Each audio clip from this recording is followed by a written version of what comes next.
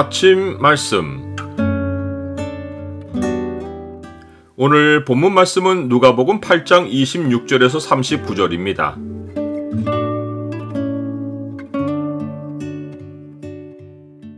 잃어버린 주의 백성은 주가 반드시 구원하신다.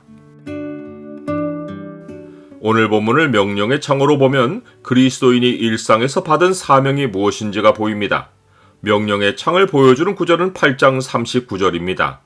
집으로 돌아가 하나님이 내게 어떻게 큰 일을 행하셨는지를 말하라 하시니 그가 가서 예수께서 자기에게 어떻게 큰 일을 행하셨는지를 온 성내에 전파하니라.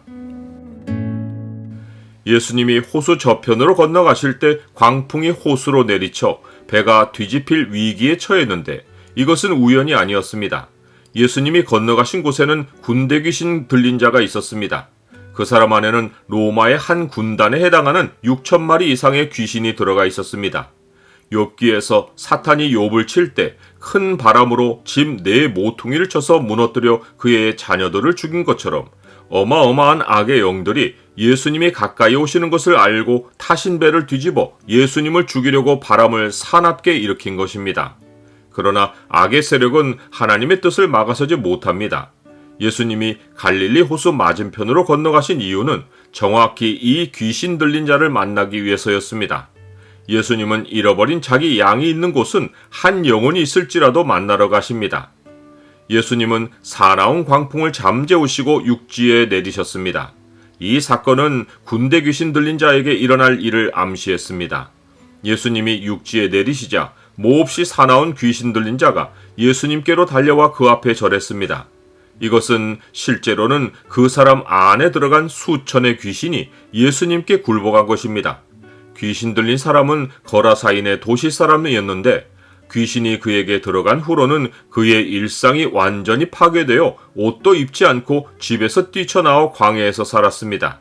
귀신이 가끔 그 사람을 붙잡을 때 사람들이 그를 제어해 보려고 쇠사슬과 고랑에 매어 지켰지만 그때마다 그는 괴력으로 그 맨 것을 끊고 귀신에게 몰려 광야로 나왔습니다. 이처럼 귀신들은 파괴력만 있고 통제력은 없습니다. 귀신들은 남을 멸망시키려고 하지만 귀신들 자신들에게 멸망이 작정되어 있습니다. 그러하기에 귀신들은 불로 세례를 베풀러 오신 하나님의 아들이신 예수님을 알아보고 엎드려 심판의 두려움으로 소리를 질렀습니다. 예수를 보고 부르짖으며 그 앞에 엎드려 큰 소리로 불러 이르되 지극히 높으신 하나님의 아들 예수여, 당신이 나와 무슨 상관이 있나이까? 당신께 구하노니 나를 괴롭게 하지 마옵소서. 그들이 두려워 떠는 미래는 하나님의 심판으로 영원히 무정행에 갇히는 것입니다. 마귀와 그의 세력은 그때가 얼마 남지 않은 줄을 알기에 크게 분을 내어 삼킬 자를 찾아 돌아다니며 최대한 인생들을 파괴하고 멸망하게 합니다. 귀신들은 예수님이 나오라고 하시자 무적행을 피하려고 많은 돼지에게로 들어가기를 간구했습니다. 이것은 귀신들이 간계를 부려 예수님께 해를 가하고 무적행의 심판을 피하려 한 것입니다. 그들은 돼지들을 다 죽이고 마을 사람들에게 큰 경제적 손실을 입혀 사람들이 예수님을 거부하여 마을에서 떠나시게 만들려고 의도한 것입니다.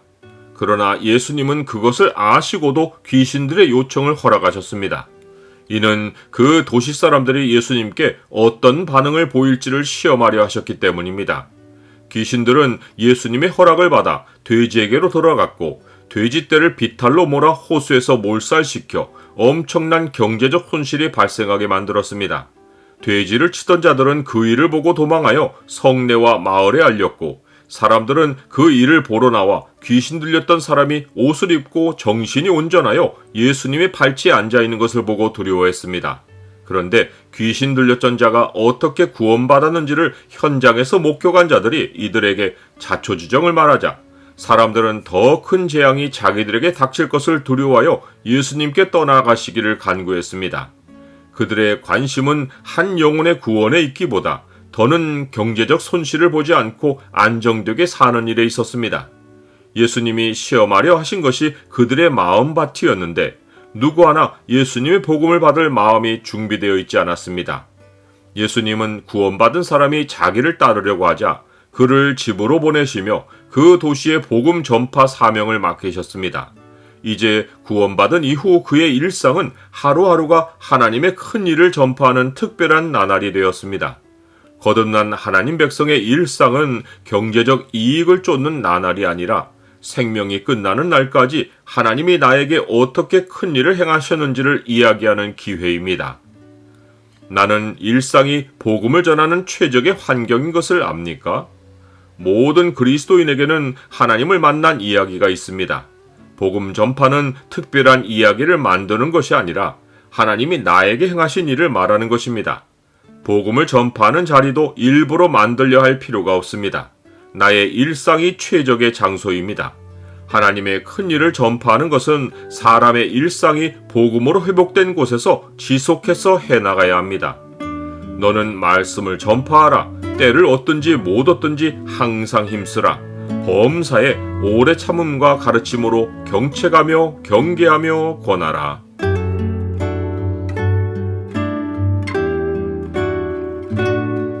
주님, 악한 영들이 육에 들어가 공존하며 인생들을 파괴하고 멸망시킵니다. 그러나 주가 택하신 잃어버린 백성은 군대 귀신이 장악하고 있어도 주께서 자유하게 하십니다. 악은 모양이라도 버리고 주의 이름으로 악한 영을 이기게 하옵소서. 예수 그리스도 이름으로 기도드립니다. 아멘.